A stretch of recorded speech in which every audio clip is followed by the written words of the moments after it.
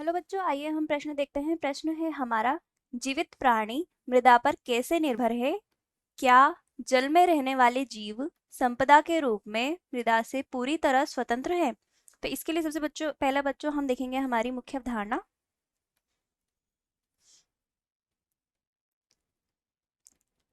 इसमें हम देखेंगे कि मृदा जो है वह एक भौतिक तत्व है जिसमें कई प्रकार के लवण, खनिज और अन्य सूक्ष्मजीव पाए जाते हैं।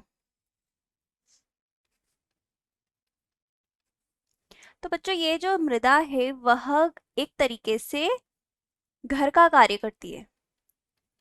अभी घर का कार्य कैसे कर रही है वो हम देखते हैं कि जितने भी लवण हैं वह मृदा में पाए जा रहे हैं, खनिज है वह भी मृदा में पाए जा रहे हैं। इसके अलावा जो सूक्ष्म जीव है वह जो मृदा में पाए जा रहे हैं वह उसके लिए घर है। यदि मृदा नहीं होगी तो सूक्ष्म जीव नहीं पाए जाएंगे। इसके अलावा पादप है, पादप भी मृदा में ही पाए जाते हैं। जो पादप की जड़ें हैं, पादप की जड़ें हैं वह मृदा में स्थित होती है और मृदा जो है वह पादपों को आधार प्रदान करती है जिससे कि पादप सीधे खड़े रहते हैं।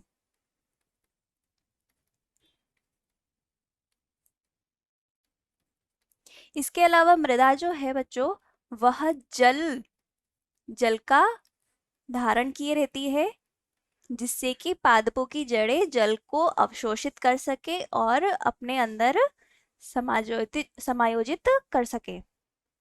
तो बच्चों, जीवित प्राणी जो है वह मृदा पर कैसे निर्भर करते हैं वो हम देखते हैं। मृदा जो है वह जीवों को क्या कर प्रदान कर रही है? आधार प्रदान कर रही है।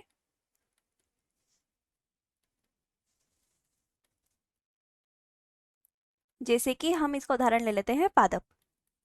अब जितने भी जीव हैं जैसे कि शाकाहारी जीव हैं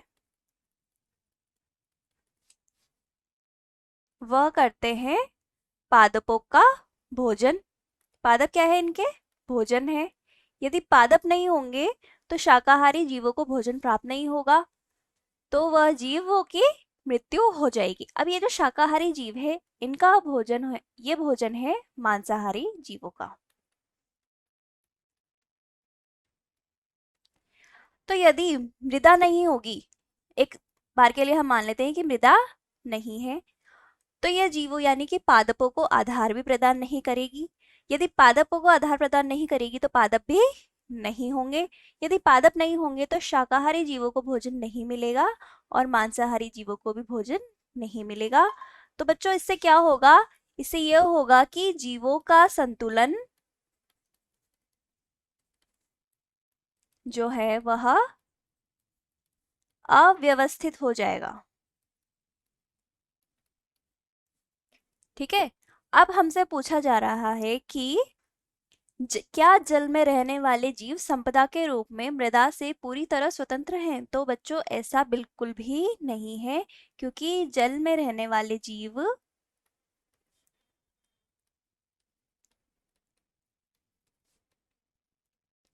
मृदा पर निर्भर करते हैं। अब ये कैसे निर्भर करते हैं? तो कई बार क्या होता है बच्चों, जल के साथ